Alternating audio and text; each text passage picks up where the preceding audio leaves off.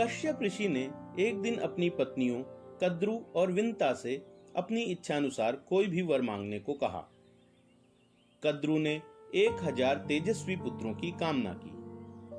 विंता ने कहा, मुझे कद्रु के 1000 पुत्रों से भी ज्यादा तेजस्वी 2 पुत्र हों। कश्यप ऋषि ने उनकी इच्छा पूरी होने का वरदान दिया और तप में लीन हो गए।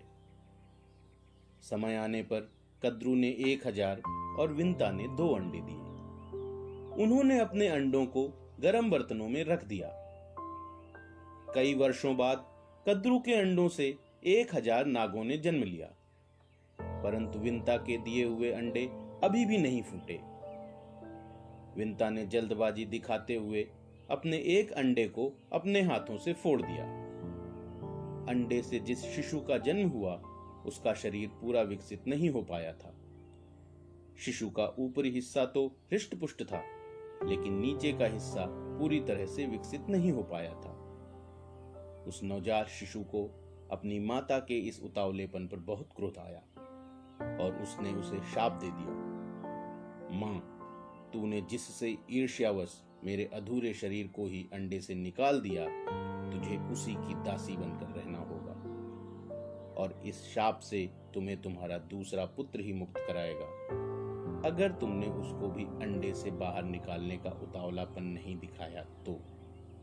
अगर तू चाहती है कि मेरा भाई अत्यंत बलवान बने और तुझे इस शाप से मुक्त करे, तो धैर्य से काम ले और उसके जन्म होने की प्रतीक्षा कर।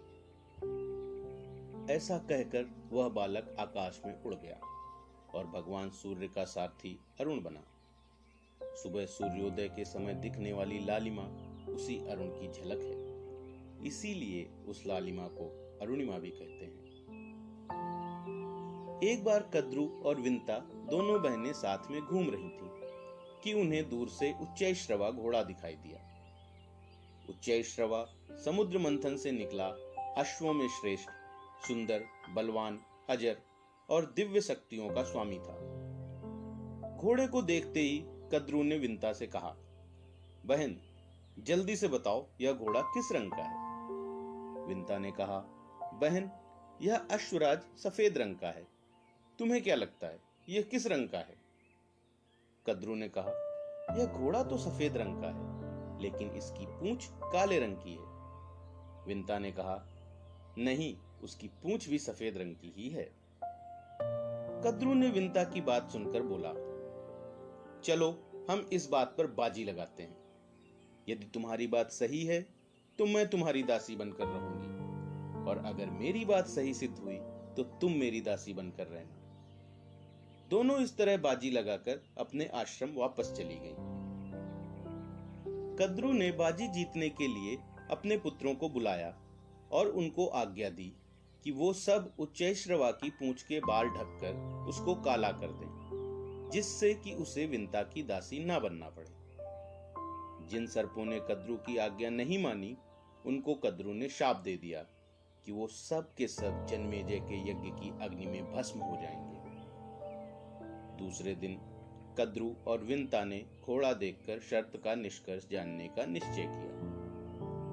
उधर सर्पों ने विचार किया कि माता की बात ना मानकर उन्होंने उनको क्रोधित कर दिया और शाप के भागी बने। अगर वो उनकी बात मान लें तो शायद वो प्रसन्न होकर उनको शाप से मुक्त कर दें।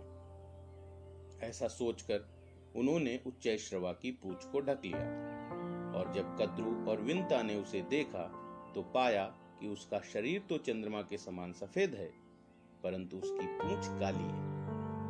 यह देखकर विंता उदास हो गई और बाजी हार जाने के कारण कद्रु की दासी बनकर रहने लगी। इस प्रकार विंता को उनके पुत्र अरुण का दिया हुआ शाप सिद्ध